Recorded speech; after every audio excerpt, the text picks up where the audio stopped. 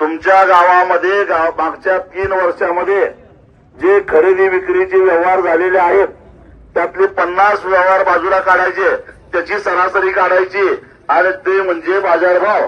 आता गंमत अशी आहे की आपण जमीन विकत घेत असताना घेतोय 25 लाखाला, पण त्यातल्या साहेबाला पैसे देऊन रेडिएटर कार्ड म्हणतोय 3 लाख नाही तर 4 लाख रुपये जायचं नाही। हे 40 मिनिटं कसं गेले नाही, जरा जबाबदारीने बोलायचा।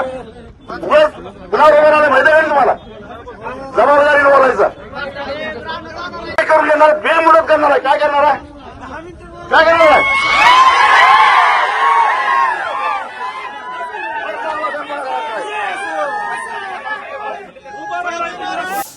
तुमच्या गावामध्ये मागच्या 3 वर्षामध्ये जे खरेदी विक्रीचे व्यवहार झालेले आहेत त्यातले 50 व्यवहार बाजूला काढायचे, त्याची सरासरी काढायची आणि ते म्हणजे बाजारभाव।